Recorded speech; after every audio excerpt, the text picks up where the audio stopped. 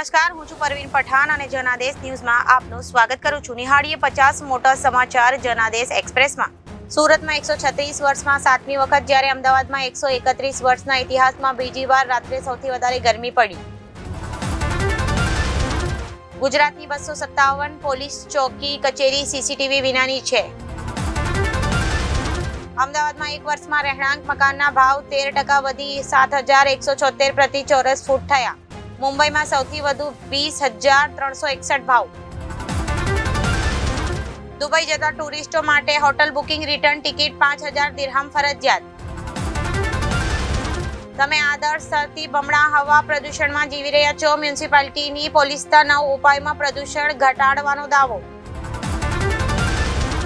સુરતમાં ફરિયાદોને લઈ ડીજીવીએલસીએ કર્યો ખુલાસો. ગ્રાહકોને ડેટા ચેક કરી સમજાવ્યા. 1.5 વર્ષમાં 18 લાખ સ્માર્ટ મીટર લગાવાશે. ચૂંટણીના 3 તબક્કા બાકી ત્યારે જમીનથી ઘેરા પ્રત્યાઘાત પડી શકે. ગ્રામ્ય કોર્ટમાં સરકાર પોલીસની રજૂઆત. ઉનાના નાઠેજ સુલતાનપુર વિસ્તારની ઘટના. સિંહે કુંડામાં પાણી પી તરસ छिપાવી. સુરત વડોદરામાં મહિનાનું બિલ માત્ર 2 દિવસમાં આવ્યું હોવાનો આક્ષેપ. વિપક્ષ નેતાઓએ કોરડા વસાવ્યા વાત તદ્દન ખોટી છે. આજે અમદાવાદ, રાજકોટ, ડીસામાં 44 ડિગ્રી તાપમાન નોંધાયું. 7 દિવસ અંગ દજાડતી ગરમી પડશે. લોકસભા ચૂંટણીને લઈ અરવિંદ કેજરીવાલ અને સંજયસિંહે મુદ્દત માટે અરજી કરી. હવે 15 જૂને નવા જજ સમક્ષ સુનાવણી.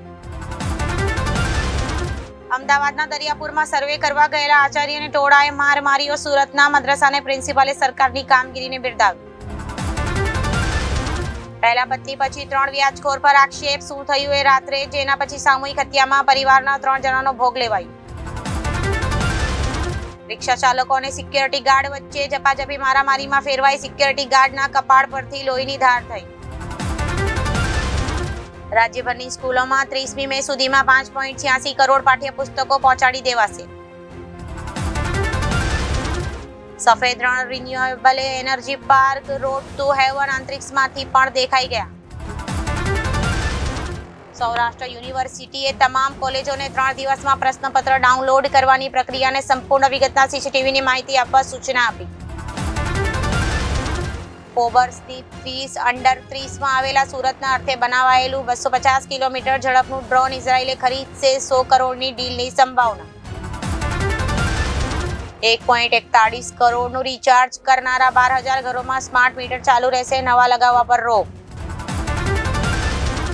પાલિકા એન્ડ એજન્સીઓના મિલીભગત કાયદેસર હોર્ડિંગ્સની 800 ગેરકાયદેસર 2500થી વધુ. ફોન લગાવો યુપી જીતાઓ, ભાજપે 10 સેન્ટર બનાવ્યા. સુરત જિલ્લામાં હીટવેવને લીધે 108 ઇમરજન્સીને 17 દિવસમાં જ 126 કોલ, જે સામાન્ય દિવસોથી બમણા. સુરતની જહાંગીરપુરા પોલીસે ઘાતક હથિયારો જમા કરાવવાની જાહેરાત કરી. લોકોએ સ્વયંભૂ હથિયારો પોલીસ સમક્ષ રજૂ કર્યા.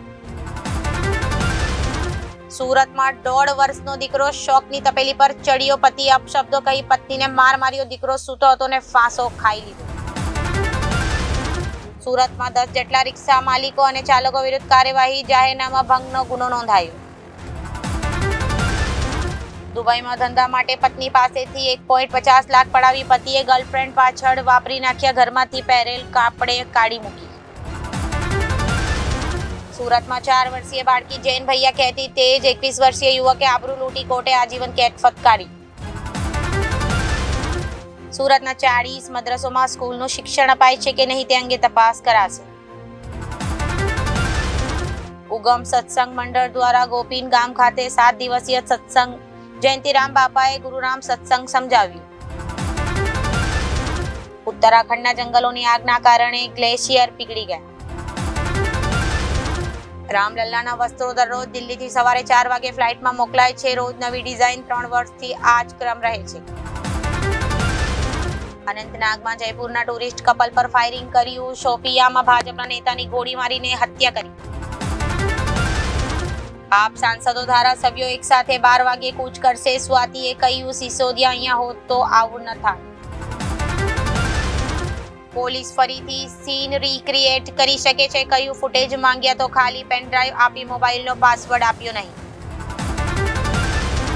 લલિતપુરમાં કહ્યું પોક ભારતનું છે અને રહેશે, અમે પરમાણુ બોમ્બથી ડરતા નથી. અંબાલામાં કહ્યું ઇન્ડી ગઠબંધન લોકો રામ મંદિરનું અપમાન કરી રહ્યા છે. કોંગ્રેસની દીકરીને ભારે તકલીફ છે, કહ્યું બીજેપી શું કરે છે, ખાલી ધર્મ ધન બોલે છે. અમેઠીમાં સ્મૃતિ ઈરાનીએ ઉતારી પ્રિયંકા ગાંધીની મિમિક્રી. આસામ રાઇફલ્સની સામે હથિયાર મૂક્યા, મણિપુરમાં ઘૂસણખોરી કરવાનો પ્રયાસ કરી રહ્યા હતા. આગ્રા યુપીમાં તાપમાન 47 ડિગ્રીએ પહોંચ્યું. કેરળ તામિલનાડુમાં ભારે વરસાદની ચેતવણી.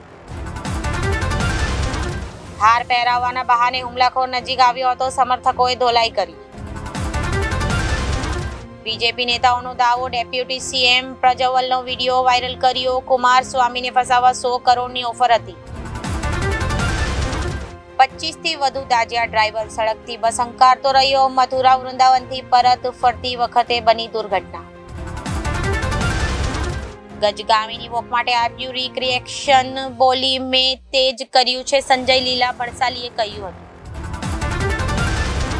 રીચાએ કહ્યું જો આગળનો પાઠ આવશે તો ભોલી પંજાબન હવે રાજકીય મહત્વાકાંક્ષા નહીં રાખે.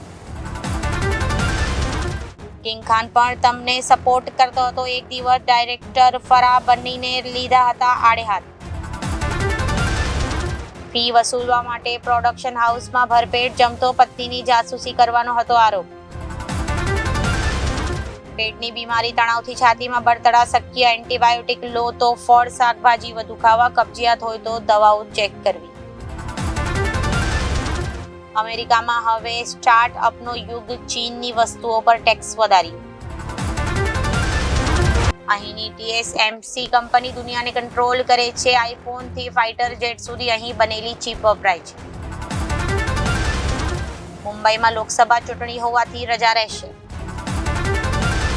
તો આ સાથે જ અત્યાર સુધીના સમાચારો સમાપ્ત થાય છે. ફરી મળીશું નવા સમાચારો સાથે. ત્યાં સુધી જોતા રહો જનાદેશ ન્યૂઝ. નમસ્કાર.